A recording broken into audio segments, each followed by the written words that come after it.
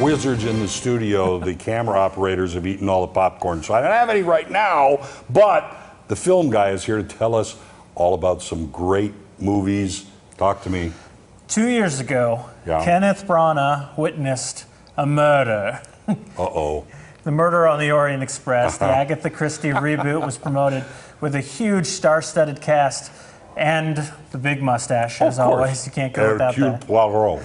So it wasn't surprising when a spoof remake would be created by no other than Adam Sandler in The Murder Mystery. The SNL alum plays Nick Spitz, a police officer who hasn't been telling his wife that he's been telling his wife he's a detective, but he's not really. And he can't talk about anything. And his wife plays is played by the outrageous Jennifer Aniston, who loves murder mystery novels. A long-awaited honeymoon looks grim when they see the European tour bus, but a handsome gentleman invites him to take him up on his cruise ship. Awaiting them is the cast of a mixture of Gilligan's Island and Clue. You know, it all awaits the patriarch's major announcement that ends in a murder. Ooh. Now, all right, you see a lot of spoofs. How does this compare with other spoofs out there? You know, the characters are very convincing, you know, as they stay serious throughout even Sandler stays pretty serious throughout this movie. It's strange. He doesn't do those weird, goofy noises and stuff. I think he left kind of the outrageousness of these characters to the cast of suspects, all the other people on this boat. Makes sense. And he was actually more of a straight guy. I mean, obviously he can't play fully straight. He's got to be a little odd with some odd things, but overall, I think he left the major stuff. Of course, he has the ridiculous mustache, the ode to Perot, in a Magnum PI. He makes a reference to Magnum PI. But overall, you know, he's not too crazy. Normal suspect. All right, how is the pair? You know, Jennifer and he. How do they work together? You know what you're going to get with these two.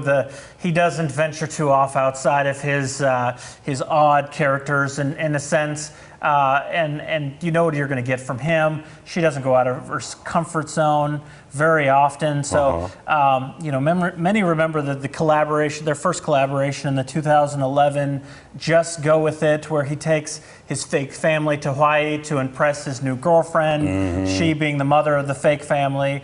And, you know, what strengthened that movie is that there were kids. You know, the kids really, you know, any movie that he's with kids in it's stronger film because he seems to be kind of, you know, hurting himself for the kids. He's humoring the kids. Whereas other movies, you know, he tries too hard to humor other people and adults. All right. And so, you know, him being the disconnected father really makes it funnier than, you know, him trying to make everybody else laugh that are adults. Oh, okay. So you're trying to impress the adults. Yeah. All right. So overall, you would say, you know, it's a fun movie. Good, clean fun. You know, I think the worst thing about this movie is the title, Murder Mystery. You know, I kind of wish Netflix. It's not on Netflix. I kind of wish they would come up with a cleverer title than that. You know, kind of like the epic movie. You know, why? You know, try to come up with some good. You know, and I picked the killer pretty quickly. I would say that I expected someone else to be a culprit that wasn't, but I actually caught the person who did it right in that first scene. Yeah. I am a veteran of 5 murder mysteries in the Marshfields Community Theater. I've never been, well, I think I've been suspected, but I've never been the killer. But I do think that I did pretty well picking that person who did it. All right, so murder mystery. Yep. All right, like horror film. All right, yeah. What else is out there? Well, Matthew McConaughey's slacker film Beach Bum is out. I went to see this movie in the theaters, and they did a pre-show, and they showed a trailer to Surfer Dude, which is another one of his films. Yeah. And someone next to me actually said, "Is this the movie we're watching?" He plays that role really well, but he seems to always play this kind of surfer dude. Yeah. Just go with what you're strong at. Also, Disney is taking out another classic from its vault. Cinderella will be released for its 70th anniversary signature edition, wow. DVD, Blu-ray, digital. So that's all happening tomorrow.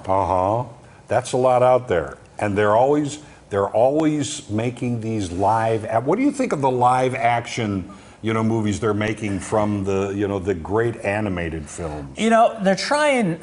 I always feel like they're trying too hard to try to make him different. Aladdin. There was a scene where he's like, "Do you trust me?" As he's bringing her on the carpet for the first time. Right. And he's like, "Do you trust me?" And she's like, "What did you say?" Like she's offended by the question or something. So they're trying too hard to do that. Just venture away, keep the same premise, but don't try too hard to say the same things all the time and then try to say it differently. Well, you've got that. You've got Lion King's coming up. I'm looking forward to Lion King. Dumbo was really well done, but then again, Dumbo was very short. It's one of the shortest Disney animated films. They also made it a lot darker. They made it a lot darker. We got Tim Burton on the case, and I really enjoyed Colin Farrell's character, not Fleur.